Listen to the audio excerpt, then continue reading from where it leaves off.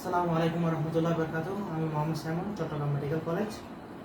তো আজকে আমরা যে অধ্যায় নিয়ে আলোচনা করবো সেটা হচ্ছে রক্ত সঞ্চালন।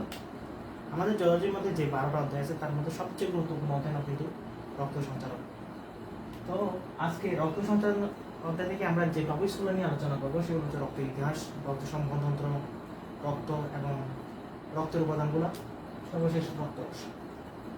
আজকে যে টপিকসগুলো এখানে সিলেক্ট করছি আমি, সেখান থেকে সিকিউতে প্রশ্ন হবে এরকম কোনো টপিকস এখানে নেই। তো আজকের টপিকসটা শুধুমাত্র এমসিকিউ আনসার করার জন্য, বেসিক্যালি এমসিকিউ আনসার করার জন্য। তো আমরা শুরু করি রক্তের ইতিহাস সম্পর্কে।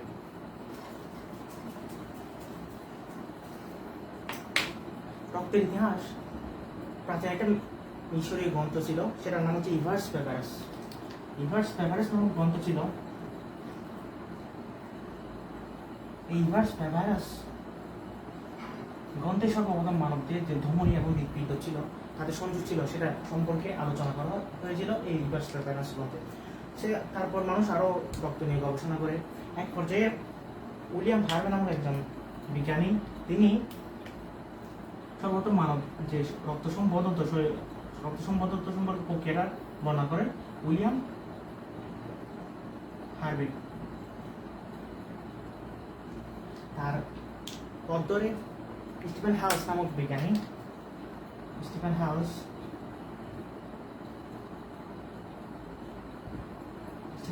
আমাদের রক্তচাপ নির্ণয় করে সর্বপ্রথম।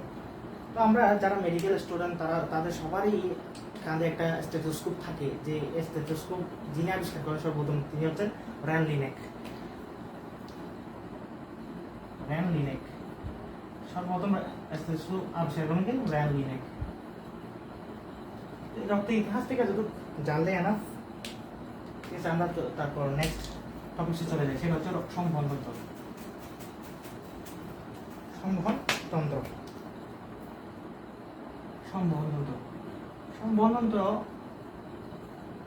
কি? সংবহনতন্ত্র বেসিক্যালি সংবহনতন্ত্রটা এটা হচ্ছে তোমার রক্ত সংবহনতন্ত্র, আর একটা হচ্ছে লসিকা সংবহনতন্ত্র। তো আমরা আজকে লসিকা সংবহনতন্ত্র নিয়ে আলোচনা করবো, রক্ত সংবহনতন্ত্র নিয়ে আলোচনা করবো ইনশাআল্লাহ। রক্ত সংবহনতন্ত্রের 3টা অংশ আছে। একটা হচ্ছে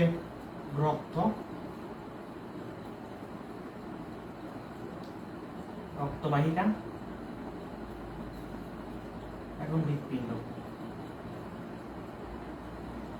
আচ্ছা, জীব জগতের মধ্যে যে রক্ত সম্বহনতন্ত্র আছে, যাদের প্রাণী জগতের মধ্যে, তাদের সকল রক্ত সম্বহনতন্ত্র 2 ভাগে ভাগ করা হয়।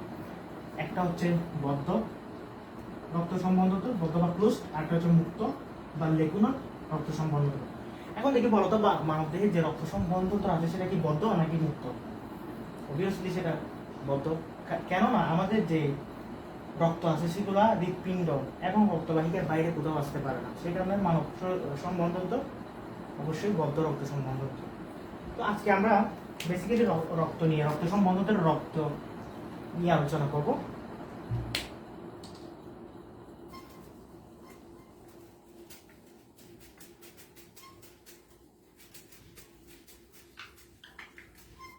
রক্ত আসলেই আমাদের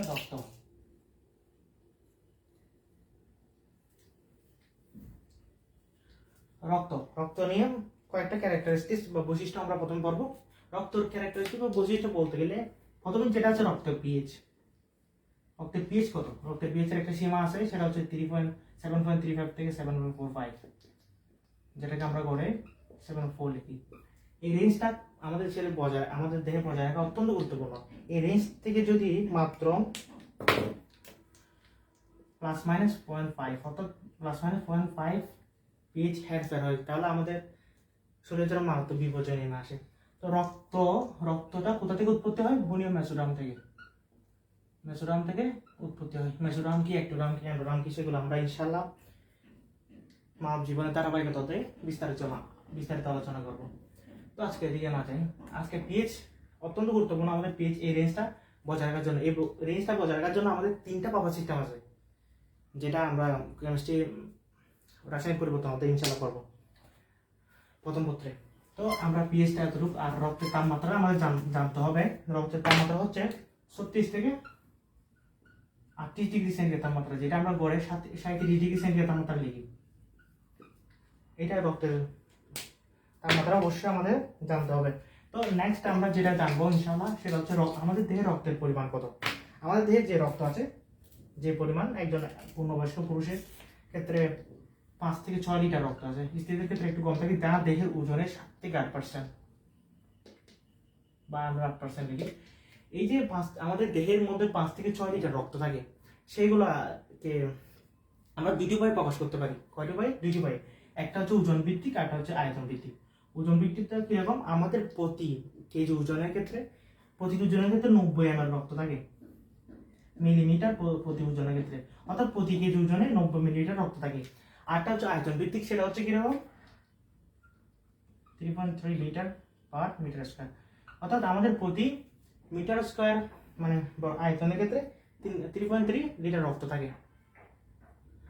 তো এই রক্ত যে আমাদের যে 5 থেকে 6 লিটার রক্ত আছে, সেগুলো প্রকাশের দুটো উপায় আছে, সেগুলো জানতে হবে আমাদের এমসিকিউর জন্য। আমরা নেক্সটে চলে যাই।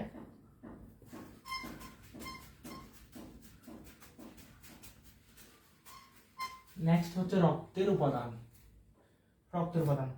এখন তো লকডাউন, সে কারণে হয়তো অনেকের ক্লাস করা হয় নাই। এই আমরা কেমিস্ট্রি ল্যাবে একটা যন্ত্র থাকে, সেটা নাম হচ্ছে সেন্ট্রিফিউগাল। আমি দেখছিলাম সেটা সেন্ট্রিফিউগাল যন্ত্র। এই সেন্ট্রিফিউগাল যন্ত্রে তোমরা যারা ইনশাআল্লাহ স্কুল বলে স্বাভাবিক হবে, যখন দেখবা, যখন কেমিস্ট্রি ল্যাবে যাবা তখন এটা দেখবে সেন্ট্রিফিউগাল যন্ত্র। এই সেন্ট্রিফিউগাল যন্ত্রের মধ্যে একটা টেস্ট টিউব নিয়ে যদি আমরা একটা টেস্ট টিউবের মধ্যে যদি আমরা রক্ত নিয়ে সেন্ট্রিফিউগাল যন্ত্রে যদি 3000 বার করে মিনিটে 30 বার ঘোরাই, 3000 বার পার মিনিট, প্রতি মিনিটে 3000 বার করে 30 বার যখন ঘোরাবো, আমরা যে টেস্ট টিউবে যে রক্ত নিব সেগুলো সম্পূর্ণ দুইটা আলাদা পার্টে বিভক্ত হয়ে যাবে। উপরের দিকে থাকবে হালকা হলুদ বর্ণের, নিচের দিকে থাকবে গাঢ় বর্ণের। দেখি বলো তো এই গাঢ় বর্ণের অংশটা কি আর হলুদ বর্ণের অংশটা কি?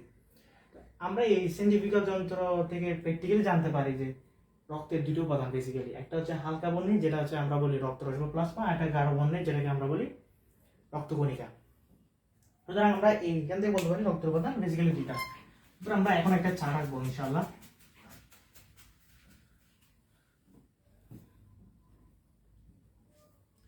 আমরা এখন একটা চার্ট আঁকবো, সেটা হচ্ছে রক্ত উপাদান প্রধানত দুইটা। একটা হচ্ছে রক্তরস বা প্লাজমা, আর একটা হচ্ছে কি রক্ত কণিকা। তো রক্তরস এবং প্লাজমা আমি আগে লিখে ফেলি সবগুলো। রক্তরস এবং প্লাজমা দুইটা উপাদান, একটা হচ্ছে পানি, আরটা হচ্ছে কি তোমার কঠিন পদার্থ। কঠিন পদার্থের মধ্যে জৈব পদার্থ আছে, জৈব পদার্থ। জৈব পদার্থের মধ্যে আবার তিনটা জিনিস আমাদের জানতে হবে। একটা হচ্ছে প্রোটিনবিহীন নাইট্রোজেন বাহিত পদার্থ, একটা চলমান বস্তু। আমরা কিছুক্ষণ আগে যে টেস্টে পারলাম, সেখানে আমরা যখন সেন্ট্রিফিউগাল যন্ত্রে যখন আমরা রক্তটা দিব এবং সেন্ট্রিফিউগাল যন্ত্রে যখন মিনিটে 30 বার করে 3000 বার করে 30 বার ঘোরাবো, তখন আমরা রক্তের স্পেসিফিক দুইটা অংশ দেখতে পাবো। একটা হচ্ছে রক্তরস বা প্লাজমা, আর একটা হচ্ছে রক্তকণিকা। এই পার্সেন্টেজ হিসাবে যদি আমরা দেখি, রক্তের 55% হচ্ছে রক্তরস বা প্লাজমা, আর মাত্র 45% হচ্ছে রক্তকণিকা। এই যে রক্তরস বা প্লাজমার যেটা অংশটা আছে, সেটা 90 থেকে 92% হচ্ছে আমাদের কি পানি, মাত্র 8 থেকে 10% কঠিন পদার্থ। এই কঠিন পদার্থ আবার জৈব প্রকার। ওই যে কোনগুলো সোডিয়াম, পটাশিয়াম, এই যে ফসফরাস, আয়োডিন ইত্যাদি যে লবণগুলো, যেগুলো লবণ আছে সেগুলো। আচ্ছা, এখানে একটা কথা বলে রাখি, রক্তের স্বাদ, তোমরা কি কখনো রক্তের স্বাদটা টেস্ট করেছো? রক্তের স্বাদ কিরকম? যখন রক্তের মধ্যে যে অজৈব লবণ থাকে তার কারণে রক্তের স্বাদ লবণাক্ত বা নোনতা হয়ে থাকে। রক্তের স্বাদ কিরকম? লবণাক্ত বা নোনতা। কেন? রক্তের মধ্যে অজৈব লবণ থাকার কারণে রক্তের স্বাদ লবণাক্ত বা নোনতা। তো আমাদের এখানে জৈব পদার্থের মধ্যে প্রোটিন এবং প্রোটিনবিহীন নাইট্রোজেন গঠিত বর্জ্য পদার্থ, নাইট্রোজেন গঠিত পদার্থ, এই প্রোটিন এবং এই দুইটার উদাহরণগুলো অবশ্যই মনে রাখতে হবে 100%। বিশেষ করে রক্ত প্রোটিনগুলো বা প্লাজমা প্রোটিন যেগুলো বলি, প্লাজমা প্রোটিন এবং রক্তের যে ক্লথ ইফেক্টর আছে, যে ম্যাজর ক্লথ ইফেক্টর, সেগুলোর মধ্যে আমাদের সবসময় একটা কাজ লাগে। কাজটা কিরকম? আমাদের যদি পরীক্ষায় আসে এমসিকিউতে নিচের কোনটি প্লাজমা প্রোটিন, নিচের কোনটি কিংবা ক্লথ ইফেক্টর মেজর, তখন আমাদের এখানে গন্ডগোল লাগে। তো আমরা এই রক্ত প্রোটিন বা প্লাজমা প্রোটিন এবং প্রোটিনবিহীন যে নাইট্রোজেন গঠিত যে পদার্থগুলো আছে সেগুলো একদম সহজে মনে রাখবো। কিভাবে? একটা ছন্দের মাধ্যমে। যে প্লাজমা প্রোটিনগুলো আমরা কিভাবে মনে রাখবো? একদম সহজ একটা ছন্দের মাধ্যমে ইনশাআল্লাহ মনে রাখবো। সহজ ছন্দটা হচ্ছে আবুলগো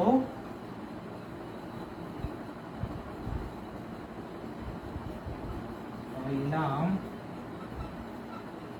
প্রথম রক্তে প্রোটিন।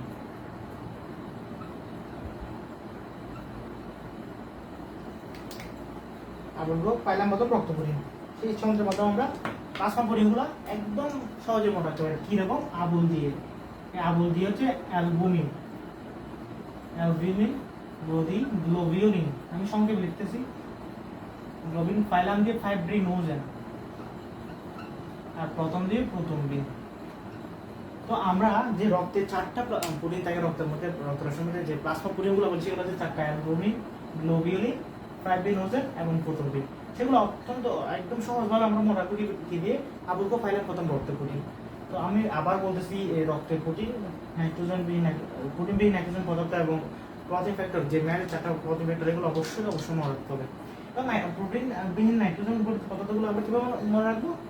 এটা আরো একটা সহজ, একদম সহজ, সবাই জানে, সবার একটা মুখে মুখে একটা প্রভাব ছন্দ আছে। সেটা হচ্ছে, সেটার মাধ্যমে আমরা মনে রাখতে পারি প্রোটিনবিহীন নাইট্রোজেন পদার্থগুলো। প্রোটিনবিহীন নাইট্রোজেন পদার্থগুলো কিভাবে মনে রাখবো? কি হে জামাই, কি হে জামাই। জামাইটা কিরকম? জাজু কামাই।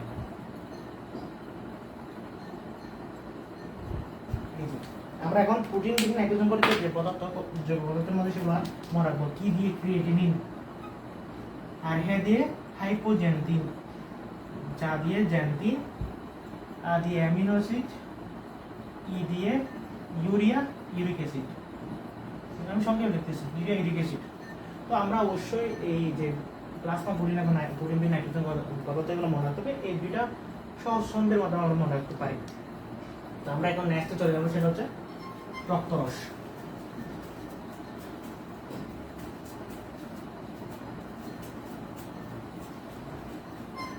আমরা চলে যাবো রক্তরস। রক্তরস সম্পর্কে প্রথমে কয়েকটা ক্যারেক্টারিস্টিক বৈশিষ্ট্য আমরা জানবো ইনশাআল্লাহ।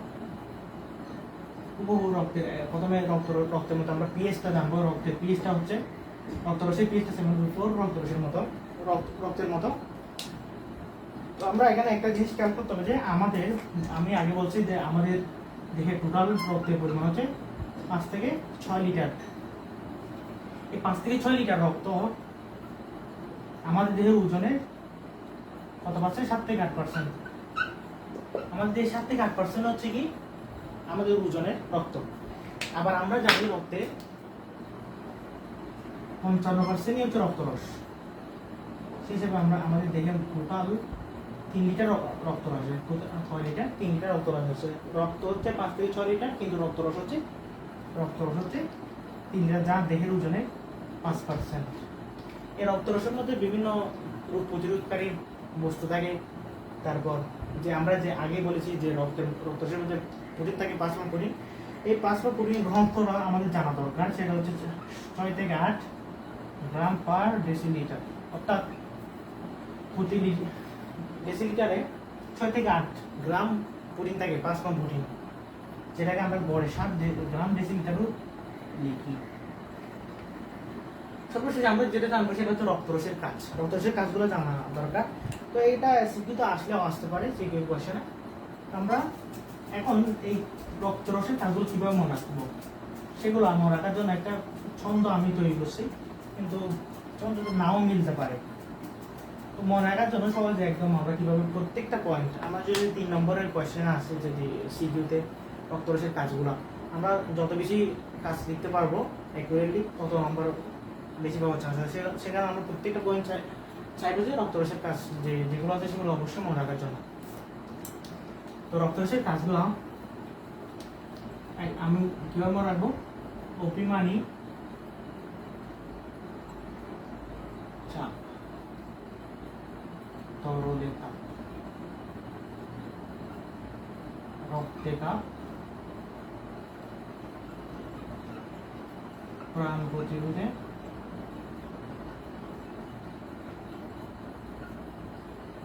খাদ্যাদেশ গ্রহণ।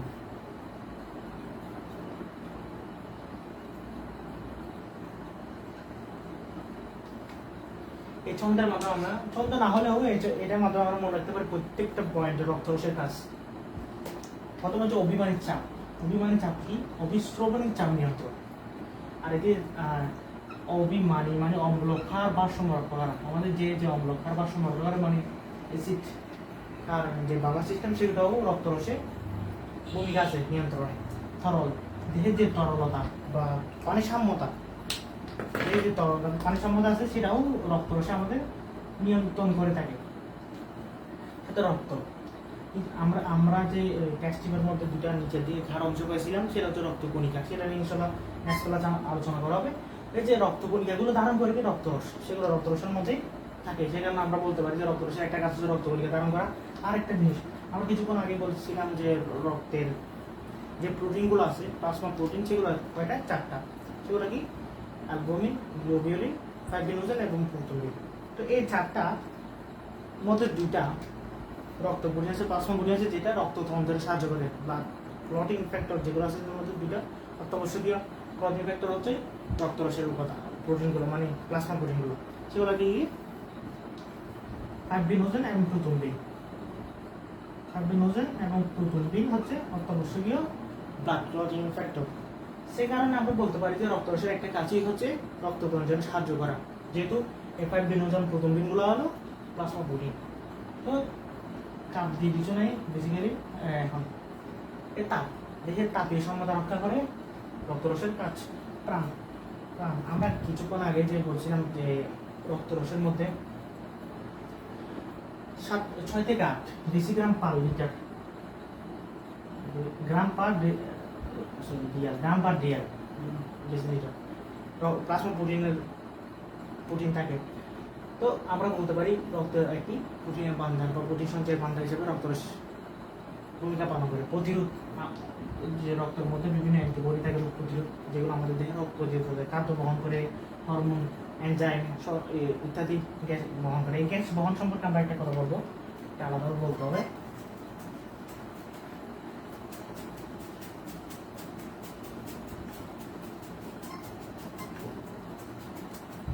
গ্যাস পরিবহন, একটা হচ্ছে লোহিত রক্তকণিকা আরবিসি, আর হচ্ছে রক্তরস। আমরা জানি মেজর গ্যাস শোষণ গ্যাস কয়টা? 2টা, একটা হচ্ছে অক্সিজেন আর একটা হচ্ছে কার্বন ডাইঅক্সাইড। এখন দেখি বলো রক্তরসের মাধ্যমে কি বেশি পরিমাণ কার্বন ডাইঅক্সাইড পরিবাহিত হয় নাকি অক্সিজেনের মাধ্যমে? লোহিত রক্তকণিকার মাধ্যমে বেশি কার্বন ডাইঅক্সাইড যায়। এই জিনিসটা আমাদের অত্যন্ত মনোযোগ সহকারে মনে রাখতে হবে যে লোহিত রক্তকণিকার কাজের ক্ষেত্রে আমরা বলবো অধিকাংশ অক্সিজেন কি রূপে? হিমোগ্লোবিন রূপে, যেটা আমরা শোষণ হবে ইনশাআল্লাহ করবো। অল্প পরিমাণ কার্বন ডাইঅক্সাইড পরিবহন করা কার কাজ? লোহিত রক্তকণিকার কাজ। কিন্তু রক্তরসের ক্ষেত্রে সম্পূর্ণ ব্যাপারটা উল্টা, অল্প পরিমাণ অক্সিজেন, বেশি কার্বন ডাইঅক্সাইড, যেটা আমরা ইনশাআল্লাহ শোষণ হবে করবো। বেশি পরিমাণ কার্বন ডাইঅক্সাইড বা 65% কার্বন ডাইঅক্সাইড কি রক্তরসের মাধ্যমে পরিবাহিত হয়, অল্প পরিমাণ অক্সিজেন রক্তরসের মাধ্যমে পরিবাহিত হয়। তো এই হচ্ছে আমাদের শ্বসন গ্যাস বহনের ক্ষেত্রে লোহিত রক্তকণিকা এবং রক্তরসের মধ্যে পার্থক্য। তো আজকের ক্লাস এতটুকুই, ইনশাআল্লাহ নেক্সট ক্লাসে আমরা লোহিত রক্তকণিকা এবং শ্বেত রক্তকণিকা নিয়ে আলোচনা করবো। তো সবাই ভালো থাকবেন, দোয়া করবেন। আসসালামু আলাইকুম ওয়া রাহমাতুল্লাহি ওয়া বারাকাতুহু। আল্লাহ হাফেজ।